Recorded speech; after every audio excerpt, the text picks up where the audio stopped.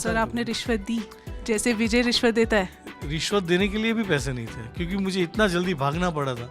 तो राहुल सर कभी आप पर सिस्टम की चक्की चली है? अरे मेरी सिस्टम की चक्की तो अभी भी चली थी। तो आपने अपनी लैंग्वेज पे वर्क किया सर? जैसे अब बदल चुका है माहौल। जैसे भोपाल आप जाएंगे तो हर आदमी नहीं है मियाँ खां कहाँ जा रहे हो, ये क्या कर रहे हो, बेट हो भैया, ऐसा हर आदमी बात नहीं करता। जैसे लॉकडाउन था, कोरोना का टाइम था, काफ़ी स्ट्रगलिंग टाइम रहा, तो एज अ एक्टर क्या स्ट्रगल रहा? कि कोरोना हुआ, सब बंद हो गया और मैं अकेला था। मेरा एक कुत्ता मेरे साथ था और 3 बिल्लियाँ मेरे घर पे रहती है, और बस उनके साथ मेरे रिहर्सल में शुरू हो गया। बट ऐसा तो नहीं है कि अभी आपके कुत्ता और बिल्ली भी ये आपके साथ सेम डायलॉग बोलते हैं? वो मेरे से बेटर है। तो सर इस पर आपका एक्सपीरियंस कैसा रहा है? फिल्म बनाने को लेके? अच्छा, सिस्टम का चक्की में पीसने को लेके तो मैं इतना बार पीसा हूँ कि इस वजह से मैंने चक्की बना दी। सर तो कभी एज अ एक्टर ऐसा रहा है कि मुझे ये किरदार निभाना है, ये मेरा मन है, मैं ऐसा किरदार निभाना मेरे को चाहता तो हर हूँ? पिक्चर में देखकर लगता है मुझे ये किरदार निभाना है। मेरा मन है, मुझे ये करना है। रोटी कपड़ा और मकान, आम आदमी की यही पहचान। जी हाँ, आम आदमी, अ कॉमन मैन, अपनी बड़ी बड़ी ख्वाहिशों को छोड़ते हुए, अपनी छोटी छोटी ख्वाहिशों को पीछे रखते हुए अपनी बड़ी बड़ी जिम्मेदारियां निभाता है। रोज़मर्रा की ज़िंदगी में रोज़ छोटी छोटी कटौतियां करता है ताकि सेविंग कर पाए, अपने खर्चे रोकता है ताकि पारिवारिक जिम्मेदारियां पूरी कर पाए। लेकिन क्या हो कि उसकी ही पॉकेट पर सिस्टम की मार पड़ जाए। बिजली के बिल में कटौती करने की सोच रहा है, पर बिजली का बिल भैया बम्पर फाड़ आ जाए तो क्या हो। इसी विषय पर आधारित है हमारी फिल्म चक्की, और हमारे साथ है आज चक्की की स्टार कास्ट, प्रोड्यूसर और डायरेक्टर भी। तो इस पे हम बात ज़रूर करेंगे। सबसे पहले हम स्वागत करते हैं आप सबका। सर आपका बहुत बहुत स्वागत है शो में। और सबसे पहले मैं आपसे यही जानना चाहूँगी, चक्की क्या है? ये चक्की चक्की ये एक्चुअली एक मेटाफर है। सिस्टम की चक्की में जो आदमी फंसता है उसकी बात है। कोई भी अगर जैसे आपने बताया अभी कॉमन मैन की बात कर रहे हो, तो कोई भी कॉमन मैन, आम आदमी, अगर कोई भी एक सिस्टम के खिलाफ जाता है या उसके खिलाफ सिस्टम जाता है, तो आदमी जिस तरह से लड़ता है वो एक चक्की है जो ये फिल्म दर्शाती है। फिर वो या बिजली की हो या कोई भी प्रॉब्लम हो, पर जब उसको सरकारी दफ्तर के चक्कर लगाने पड़ते हैं और वो जब वो चक्की में उसको पीसना पड़ता है, उसके लिए मेटाफरिक वर्ड है चक्की। तो सर मैं आपसे पूछना चाहूँगी, चक्की का कॉन्सेप्ट कहाँ से आया? वो तो अलग से नाम है चक्की, नो? और ये कॉन्सेप्ट आपने बिल्कुल सही बोला कि आम आदमी चक्की में पिसता रहता है, तो इसका क्या रिलेशन रहा? एक चक्की टाइटल रखने के पीछे क्या उद्देश्य था आपका? इसका जवाब मैं सतीश जी देंगे, क्योंकि उन्होंने ये आइडिया मुझे सुनाया था, तो आई वुड लाइक कि वही सुनाए। जैसा कि सर ने बताया कि चक्की एक मेटाफर टाइटल है, तो हमारी जो कहानी है वो बिजली बिल से रिलेटेड चक्की को दर्शाती है। तो जो हमारे फिल्म में जो विजय जो किरदार है हमारे फिल्म के, उसके जीवन में एक बिजली का बिल, एक छोटी सी बिल है उनके लिए, मतलब उनके लिए एक बड़ी बिल है, और वो इतना बड़ा समस्या बन जाता है कि उसके घर के, उसकी प्रेमिका की सारी चीज़ें इधर तितर बितर हो जाती हैं। अगर कहें तो कॉमन मैन की छोटी सी समस्या उनके लिए बहुत बड़ी बन जाती है। तो ये उसकी जर्नी है, विजय की जर्नी है। और रही बात कॉमन मैन की, हम बात कर रहे हैं, तो ये हमारी फिल्म जो चक्की है ये कॉमन मैन से काफ़ी रिलेट करती है। कहीं ना कहीं आप भी बिजली बिल से कभी ना कभी, कोई भी बिजली बिल आने के बाद कोई खुश नहीं होता है। इंडिया में ना बिजली बिल आने के बाद उसको लगता है यार ये थोड़ा कम होना चाहिए। तो उसको जब लग रहा है कम होना चाहिए और अगर ज़्यादा ही आ जाए तो फिर उसकी समस्या वहाँ से शुरू हो जाती है। तो मेरे को वही लगता है कि सब लोग रिलेट कर पाएंगे कहानी को और अपना कह पाएंगे। फिल्मों जैसा नहीं लगेगा कि हम ही वहीं पे हैं। फिल्म के जरिए उस किरदार में हम ही हैं। वो आपका जो आप चक्की के मालिक बने, तो एज अ कॉमन मैन आपकी कैसी प्रिपरेशन रही इस किरदार को निभाने के लिए? एक्चुअली बहुत छोटी सी चक्की होती है उसकी, और वहाँ वो काम करता है। बाकी रहा सवाल कि देखिए ये ऐसा एक रोल था जो कॉमन मैन का है, मतलब जैसा आपने खुद ही बोला कि भाई एक आम आदमी का रोल है। अब आम आदमी के जीवन में तो हमें हर दिन आम आदमी दिखते हैं और हम खुद एक आम आदमी हैं, तो इसके लिए उतनी ज़्यादा प्रिपरेशन करने की ज़रूरत नहीं थी कि भाई पहाड़ पे चढ़ के तपस्या करनी है। लेकिन अपने अंदर झांक के देखना था कि जो अंदर का एक कॉमन मैन के साथ जो हमारे अंदर एक छुपा हुआ है, उसकी तकलीफ़ें, उसकी झंझलाहट, उसकी फ्रस्ट्रेशन, उसके इमोशंस, तो उनको कुरेदने की ज़रूरत थी और एक सिंसियर और ऑनेस्ट परफॉर्मेंस देने की बहुत आवश्यकता थी इस रोल के लिए। तो मैंने कोशिश की कि मैं काफ़ी सिंसियर रहूं और एकदम ऑनेस्टी के साथ जो इमोशन है उसको दर्शकों तक लाऊं। सर, हमने आपकी पिछली फिल्में देखी हैं बहुत, उसमें आपने कॉमेडी रोल्स भी प्ले किए हैं, तो एक कॉमेडी रोल से एक गंभीर रोल में कन्वर्ट होना आपको कैसा डिफरेंस लगा सर? मतलब आपको क्या ज़्यादा चैलेंजिंग लगा, एक कॉमेडी रोल या एक गंभीर रोल? देखिए, गंभीरता से कॉमेडी भी करनी पड़ती है और एक एक्टर को हर रोल गंभीरता से ही लेना चाहिए।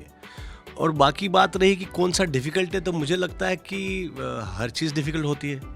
कोई भी कैरेक्टर या कोई भी रोल आसान नहीं होता, भले ही वो बहुत ही सिंपल हो, और जितना सिंपल होता है उतना ज़्यादा मुश्किल होता है, क्योंकि कई रोल्स होते हैं जो आप फिज़िकली ट्रांसफॉर्म हो सकते हैं। वैसे कि भाई आपको बॉडी बिल्डर बनना है, बॉडी बिल्डर का रोल है तो आपने बॉडी बना दी तो आधा काम हो गया। आपको बॉक्सर का रोल है, आपने बॉक्सिंग की तरह बॉडी और उसकी बॉडी लैंग्वेज पकड़ ली, आधे से ज़्यादा काम हो गया। मगर जब आपको ऐसा एक रोल करना पड़ता है जहाँ अपने आप को मिटाना है और फिर कुछ एक नई बात सामने लानी है, तो वो बहुत चैलेंजिंग रोल्स होते हैं। ख़ास तौर पे अगर उसमें ज़्यादा कुछ ना हो, ऐसा श्रृंगार ना हो उस रोल पे, तो बिना वो जो कहते हैं ना कि मेकअप की पोत लगाए, उसके बिना एक चीज़, फिर आपकी आंखें बोलती है, फिर अंदर की जो इमोशन होती है, जो स्ट्रेंथ है एक एक्टर की जो होनी चाहिए अंदर के इमोशन को बाहर लाने की, फिर उसकी बात होती है। तो मुझे लगता है कि मैं बड़ा लकी रहा हूँ कि मेरी ज़िंदगी में बहुत अच्छे डायरेक्टर्स के साथ काम करने का मौका मिला है। अनुराग कश्यप, सुधीर मिश्रा, गट्टू, प्रकाश झा, और अभी मैं उमेश जी से बोलता हूँ आपके साथ भी मुझे इनकी डायरेक्शन में भी काम करना आज हो ही जाए, फंस गए मेरे साथ ये। तो आई हैव बीन लकी।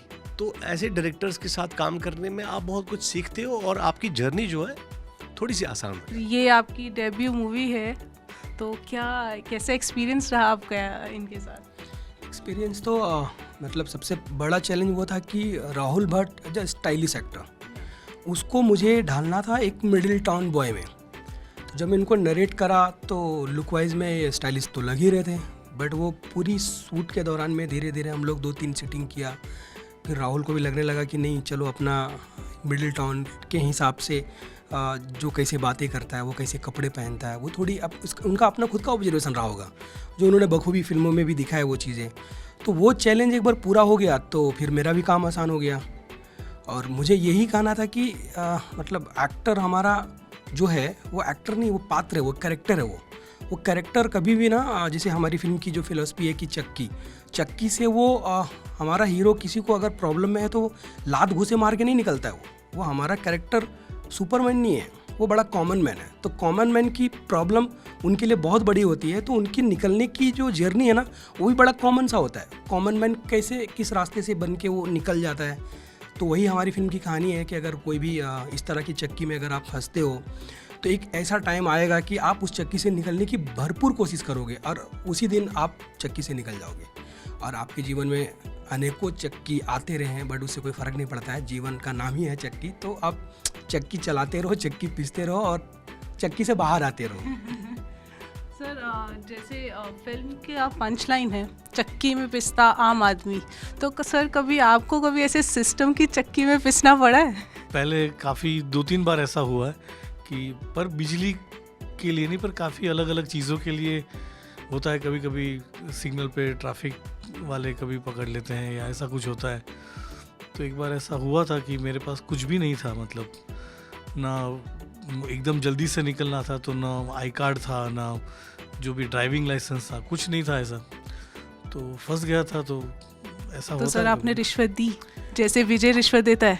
रिश्वत देने के लिए भी पैसे नहीं थे, क्योंकि मुझे इतना जल्दी भागना पड़ा था।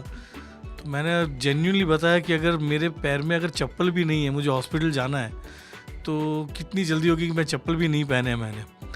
तो आप समझ सकते हो, और अगर हो सके तो आप मेरे साथ चलिए और मेरी भी मदद कीजिए। जहाँ जाना है, तो भी उन्होंने जाने दिया कि भाई जा, इससे अच्छा तू जल्दी जा।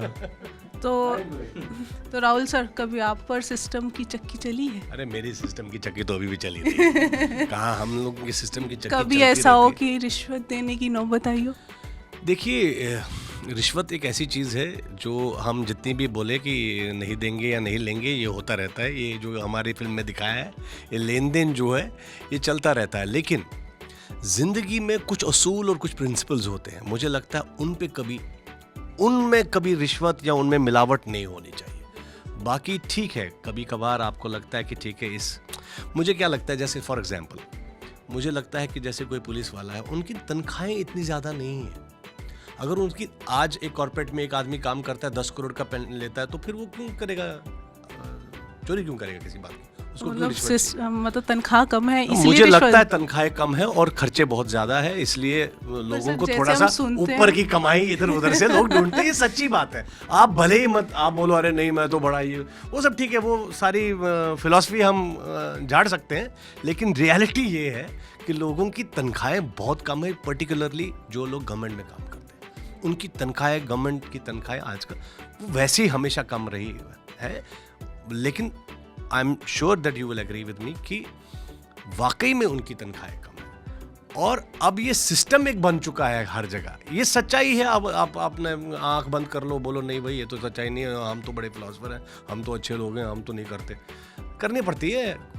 ये इस चक्की में पिसते हैं हर आम आदमी, इस चक्की में पिसी जाता है। भले ही वो सिग्नल पे रुक के एक आपने सिग्नल तोड़ी या आपने कुछ किया या नहीं भी, ऐसी कई सारे किस्से हैं जहाँ इंसान फंसता है कहीं ना कहीं। तो सर, इस पर आपका एक्सपीरियंस कैसा रहा है? फिल्म बनाने को लेके अच्छा, सिस्टम का चक्की में पीसने को लेके तो मैं इतना बार पीसा हूँ कि इस वजह से मैंने चक्की बना दी।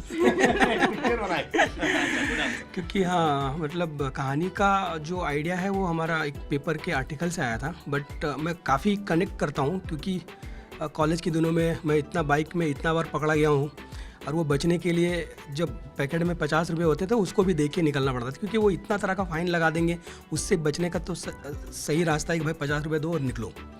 और वहाँ की बात नहीं है। उसके बाद बिजली बिल से तो मैं खुद ही परेशान रहा हूँ एक टाइम, जो मुझे काफ़ी कनेक्ट हुआ, ताकि तब मुझे वो आइडिया लगा कि यार चलो, अगर अपनी पहली फिल्म बनानी हो तो जो पहले अपने दिल को सबसे ज़्यादा कनेक्ट करे। अगर मैं उस पेन से गुजरा हूँ और मुझे वो पर्सनल लगता है स्टोरी, तो वो कहानी को मैं ज़्यादा अच्छे से ट्रांसलेट कर पाऊँगा।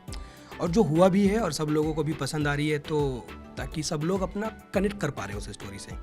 और कहीं ना कहीं आप भी बिजली बिल से थोड़े बहुत खुश तो नहीं होंगे।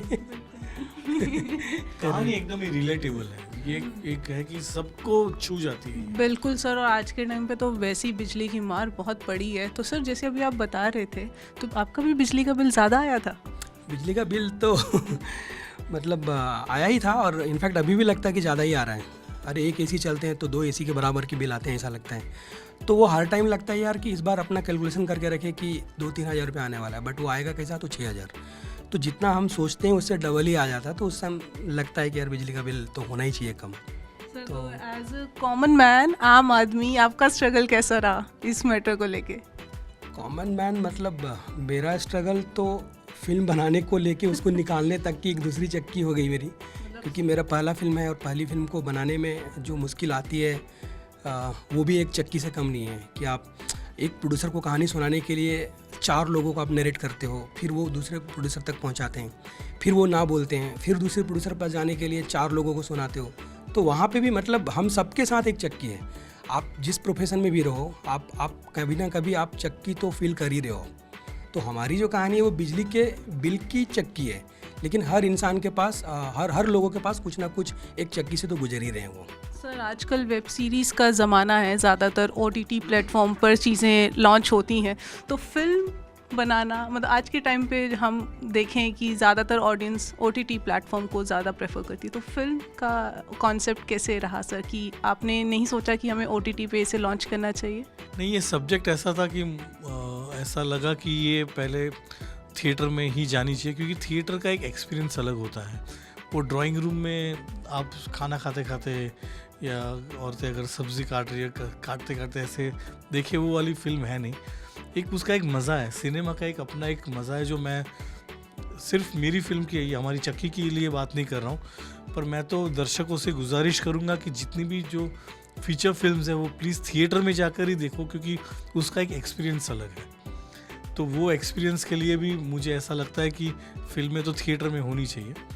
OTT पे भले वेब सीरीज़ आती है और कुछ कंटेंट ऐसा होता है कि जो इतना नीश होता है कि जो आपको लगे कि डायरेक्ट OTT पे आ जाए तो चल सकता है, तो वो बात ठीक है। ताकि जो जैसे कुछ ओरिजिनल्स बन रही है नेटफ्लिक्स के लिए, तो ओरिजिनल्स वो ठीक है वहाँ जाए, पर जो एकदम ही ये रिलेटेबल और ऐसी कहानियाँ तो मुझे लगता है कि थिएटर में ही कहनी चाहिए। हाँ सर, मेरा आपसे एक और क्वेश्चन है। जैसे सोशल इश्यूज़ पर आजकल फिल्म्स बन रही हैं और हाल फिलहाल में एक भारतीय कल्चर को लेकर आदि पुरुष ट्रेलर उस पर बहुत बवाल मचा सा, मतलब तो ऐसा क्या प्रॉब्लम हुआ कि आदि पुरुष को लेकर ऐसे बवाल काटा गया, उस पर इतनी पॉलिटिक्स खेली गई, तो ये क्यों हुआ सर ऐसा? मतलब आपको लगता है इसके पीछे पॉलिटिकल चीज़ें हैं या क्योंकि मेहनत लगती है हर चीज़ को बनाने में, तो इस पे बवाल होना, इस पे सियासत होना कहाँ तक सही है? सही मतलब मैंने ट्रेलर देखा है। क्रिएटिवली अगर कुछ डिफरेंसेस हो सकते हैं कि मेरे हिसाब से राम ऐसे होने चाहिए या हनुमान जी ऐसे होने चाहिए या सीता जी ऐसे होने चाहिए, वो सबका एक पर्सनल व्यू है। So as a creative person अगर मुझे लगता है कि नहीं, मेरे हिसाब से ठीक है, ऐसे हो सकते हैं, क्योंकि मैंने ना राम जी को देखा है ना हनुमान जी को ऐसे रियल में देखा है, तो वो कैसे दिखने चाहिए अभी या वो कैसे होंगे उसके लिए मेरे पास कोई प्रमाण नहीं है, उसका कोई सर्टिफिकेशन वैसा मेरे पास है नहीं कि वो एक्चुअली कैसे दिखते थे। पर अगर कोई लोग अगर इस चीज़ को लेकर विवाद करते हैं तो मुझे लगता है कि थोड़ा लीनियंट रहना चाहिए हर चीज़ के लिए, क्योंकि ये क्रिएटिव फील्ड है, उसमें हर एक अपने हिसाब से एक विजुलाइज करके अपनी मेहनत करता है। एट द सेम टाइम इतना भी बेहुदा नहीं होना चाहिए, ये भी ध्यान एज अ क्रिएटर रखना चाहिए। जैसे कुछ चीज़ों पर बीच में पाबंदी आई थी कोई लैंग्वेज को लेकर, कोई एक वेब शो में, मैं भूल रहा हूँ वो वेब शो का नाम, तो मैंने जब वो देखा तो मुझे भी लगा कि ये इतनी मस्ती भी नहीं करनी चाहिए कोई एक चीज़ को लेकर या धर्म को लेकर। तो वो एज अ क्रिएटर हमें भी थोड़ा संभलना है कि हाँ, कोई चीज़ अगर बन रही है तो उसकी ऑथेंटिसिटी को करेक्टली समझे और उसके बाद बनाए, और अननेसेसरीली टू क्रिएट कंट्रोवर्सी कोई चीज़ नहीं बनाए। Be true to yourself and do it, ऐसा मुझे लगता है। सर ऐसे ही विवाद OMG को देखने को भी मिला था कि जब OMG रिलीज हुई थी तब भी ऐसी पॉलिटिकल चीज़ें काफ़ी सामने आई थी निकल के। OMG के वक्त उतनी नहीं हुई थी, एक आध जगह पर ही हुई थी, वो पीके को लेकर ज़्यादा हुई थी। पर OMG को लेकर उतनी नहीं हुई थी सर, क्योंकि भगवान को लेके लोगों ने इसको बहुत सीरियस मैटर बना लिया था, तो उस पर कैसे डील किया गया फिर? उस डील इसलिए ऐसे हमने किया, हमने आर्ग्यूमेंट भी सामने रखी कि आज भी मुझे ये सवाल पूछे जाते हैं कि जैसे मैंने अभी जो जवाब दिया कि मुझे पता ही नहीं है कि अगर कृष्ण उस ज़माने में अगर वैसे थे तो वो भी विद द टाइम, जैसे मेरे ग्रैंडफादर और उसके फादर धोती पहनते थे जी, पर मेरे पापा नहीं पहन रहे, मैं नहीं पहन रहा हूँ, क्योंकि with the time I have grown, और जिस तरह से तब्दीलियाँ हुई है वैसे मैंने उस वक्त जब कृष्ण भगवान को जीन्स पहना या पैंट पहनाया था तो ऐसा था कि अगर उस ज़माने में रहा होगा वैसे ही कृष्ण भगवान पहनते ही होंगे, पर विद द टाइम उनको भी लगा होगा कि ये अच्छा मटेरियल है, पहनना चाहिए। सो मेरे में तो मतलब अक्षय जी लैपटॉप भी यूज़ करते हैं, क्योंकि विद द टाइम सबके साथ ये होता है, और उसका कोई मिसयूज़ नहीं किया था, उसको कोई भद्दी तरीके से नहीं दिखाया था। मैंने वही फिल्म में उनको धोती पहन के बांसुरी बजाते हुए भी दिखाया था, झूले के ऊपर लेटे हुए, तो वो क्वाइट अ बैलेंस फिल्म थी। वो अंधश्रद्धा के खिलाफ और जो पाखंड हो रहा है जो धर्म गुरुओं के नाम पर, वो पाखंड को लेकर फिल्म थी, वो भगवान के खिलाफ या वैसी कोई फिल्म नहीं थी। जैसे अभी सर ने बोला कि अलग अलग मुद्दे होते हैं, हमारा अलग अलग तरीका होता है पोर्ट्रेट करने का, तो चक्की को पोर्ट्रेट आपके नज़रिए में आपने ऐसे ही सोचा था मैं ऐसे पोर्ट्रेट करूँगा या मेरा किरदार ऐसा होना चाहिए, ये आपके माइंडसेट ऑलरेडी था इसमें? नहीं, मतलब जब फर्स्ट ड्राफ्ट था तो हमारा बेसिकली एक कॉन्सेप्ट कन्वे हो रहा था, बट एक फ़िल्म को बनने के लिए फ़िल्म जैसा होना भी ज़रूरी है। उसमें कुछ गाने होते हैं, कुछ म्यूज़िक होते हैं। अभी हमारे फिल्म में एक सूत्रधार भी हैं जो कहानी को स्टार्ट से लेके आखिर तक वो कुछ ना कुछ बोलते रहते हैं, और वो आखिर में पता चलता है कि भैया जो मैं बोल रहा हूँ ना, ये मैं नहीं, मैं ये आप ही हो। मतलब कि कॉमन मैन की बातें जो मैं कह रहा हूँ ना, ये मैं कह रहा हूँ, लेकिन ये मैं भी हूँ और आप भी हो।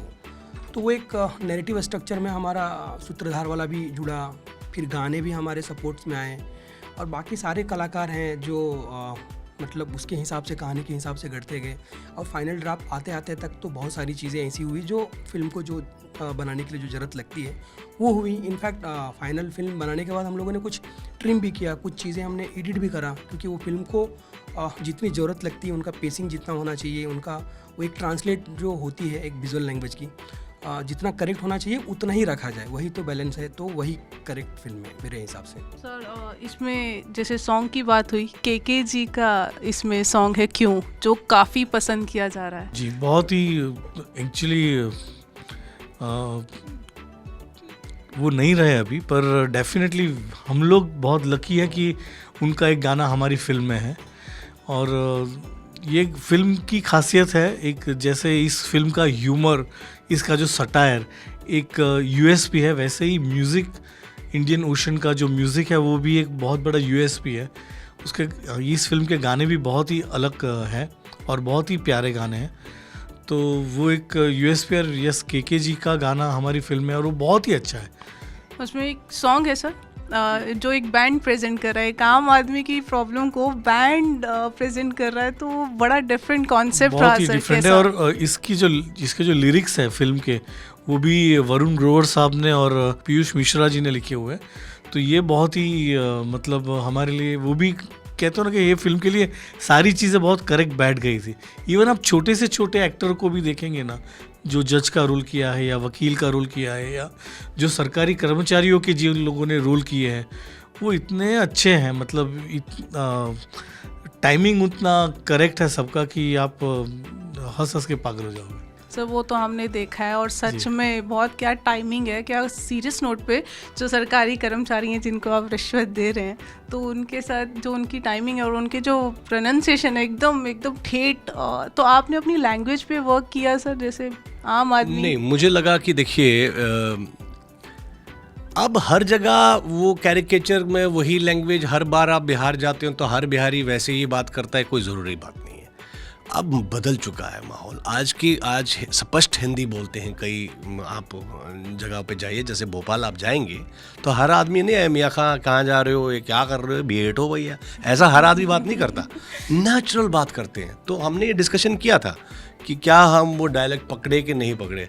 देन वी रियलाइज कि नहीं, उधर नहीं जाते हैं, पैन इंडिया इसको रखते हैं, इस कैरेक्टर को आम कैरेक्टर, तभी ये यूपी में भी आदमी इसको इससे रिलेट करेगा, दिल्ली में भी करेगा, हिंदी हार्टलैंड में हर जगह करेगा।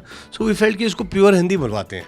ऐसा नहीं है, ये मॉडर्न बिहार, वो भोपाल है, लेकिन अब भोपाल भी बहुत मॉडर्न हो चुका है, वहाँ के लोग भी पढ़े लिखे हैं। ऐसा नहीं है कि अभी वो वहीं मियाँ खां और वो और ये टिपिकल और ये सारी बातें, मतलब मुद्दे और कंटेंट को हमने ज़्यादा उसमें उस पर ज़्यादा फोकस किया। तो सर चलिए मुद्दे पर आते हैं सर। हम अभी बात कर रहे थे रोटी कपड़ा मकान बिजली आम आदमी के लिए बिजली, मतलब शुरू से हम लोग सुनते आए हैं कि आम लोगों की जो ज़रूरतें होती है वो रोटी कपड़ा और मकान। अब उसके साथ में आप बिजली भी जोड़ दीजिए, क्योंकि वो बहुत ज़रूरी सा चीज़ है। उसे लाइट्स, पंखे, एसी, फ्रिज, सारी चीज़ें चलती हैं बिजली से। तो अभी वो इतना मतलब रोटी कपड़ा मकान के साथ आप बिजली भी जोड़ दीजिए और एंटरटेनमेंट भी जोड़ दीजिए, ये सारी चीज़ें अभी सब कॉमन मैन की ज़रूरतें हो गई। अगर ये कॉमन मैन की ज़रूरतों में थोड़ी सी भी अगर वो प्रॉब्लम आ जाएगी ना, वो प्रॉब्लम उनके लिए बहुत बड़ा बन जाएगा वो, और वो बड़ा प्रॉब्लम उसको काफ़ी परेशान करेगा। और जब वो परेशान होगा तो उसके इर्द गिर्द के सारे लोग अफेक्ट होंगे। जो हमारे फिल्म में भी बोला गया है कि देखा गया है कि विजय जब परेशान होना शुरू होता है एक बिजली के बिल की समस्या से, तो उसकी जो प्रेमिका रहती है जिनके साथ उनका शादी होने वाला होता है, वो भी टूटने की कगार पे होता है। घर में कल्ला होने शुरू हो जाते हैं, घर के बच्चों की पढ़ाइयाँ अफेक्ट हो जाती है। तो कहने का मतलब है कि अगर एक कॉमन मैन परेशान होता है तो वो अकेला परेशान नहीं होता है, उसका पूरा घर परिवार भी वो एक चक्की में पिसता रहता है वो। तो यही है हमारी चक्की। अभी जैसे लॉकडाउन था, कोरोना का टाइम था, काफ़ी स्ट्रगलिंग टाइम रहा, तो एज अ एक्टर क्या स्ट्रगल रहा और क्या चीज़ें आपको सफ़र करनी पड़ी, क्योंकि रोज़मर्रा में आपको निकलना है, शूट पे जाना है, हर चीज़ नई, हर चीज़ अलग, और 2 साल बाद चीज़ें फिर से ढर्रे पर आना शुरू हुई, तो फिर कैसा आपका स्ट्रगल रहा इन पिछले सालों में? नहीं, सो एक्टर एक ऐसी, बताता हूँ आपको, हमारी जात कुछ अलग है एक्टरों की। हम खुद के साथ रह सकते हैं, और दूसरी बात है कि एक्टर के लिए एक्टिंग करने के अलावा, एक्टिंग का जो है मामला, वो एक्टिंग, एक्शन और कट के बीच में जो दिखाई देता है आपको, उसके लिए बहुत सालों की तपस्या होती है। वो ठहराव ऐसे नहीं आता कि उठ के कोई एक्टर आगे, उसने बहुत अपने आप के साथ समय बिताया होता है। तो मुझे लगा कि मेरे लिए एक बहुत अच्छा टाइम आया ये।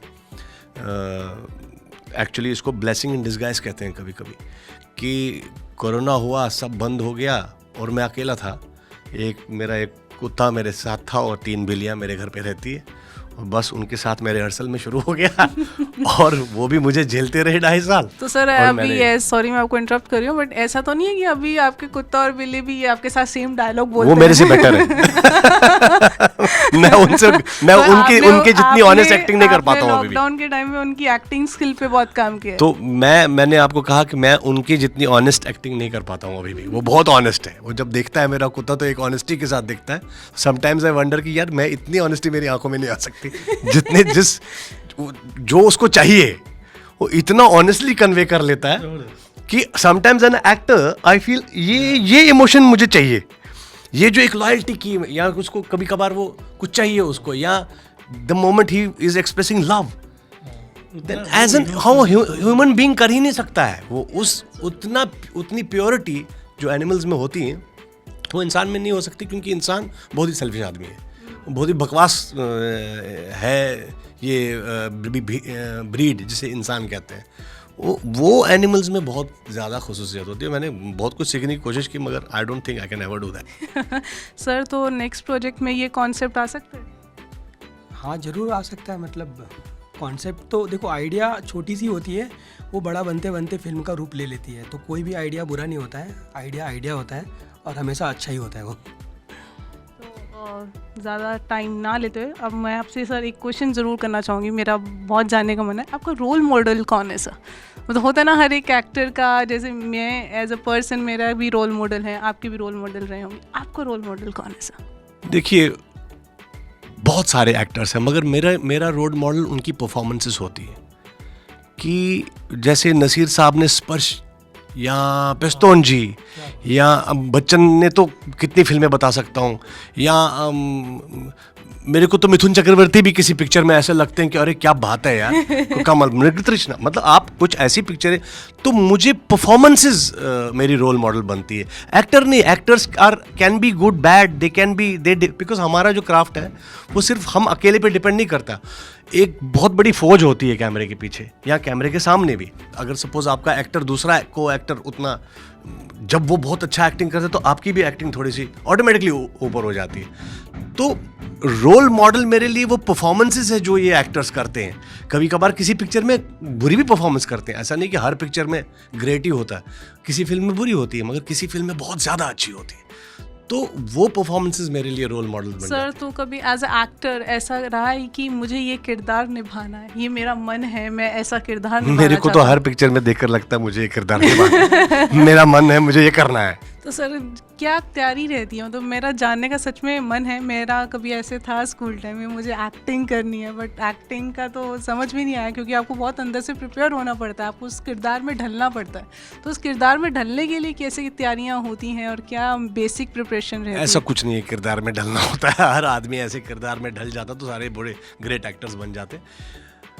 एक्टिंग, मुझे लगता है कि job of an actor is to assume different personalities on command. ये तो मैंने आपको टेक्स्ट बुक का इसका आंसर दिया कि ये एक्टर प्रिपेयर्स में लाइन है, मगर उसमें सबसे बड़ी लाइन लिखी है सबसे पहले, a good actor has to be a good human being. Very nice. बस यही है पहला लेसन एक्टिंग का। अगर आप अच्छे इंसान नहीं हो, अच्छे एक्टर बन ही नहीं सकते। तो सर व्यूअर्स को एक्टिंग क्लासेस की एक छोटी सी टिप दे दीजिए सर प्लीज़। अच्छे इंसान बनो यारो। खुश रखो और खुशियाँ बांटो। That's a very good thing sir. और सर आपको चक्की मूवी के लिए बहुत बहुत शुभकामनाएं और Thank आपके you. आने वाले प्रोजेक्ट्स के लिए good luck. Thank wish you. You very best, all the very best. हमारी तरफ से बहुत शुभकामनाएं आपको। Thank you, thank you, TV9 digital के साथ जुड़ने के लिए आपका बहुत बहुत शुक्रिया। Thank you, thank you. हमें दीजिए इजाजत, नमस्कार।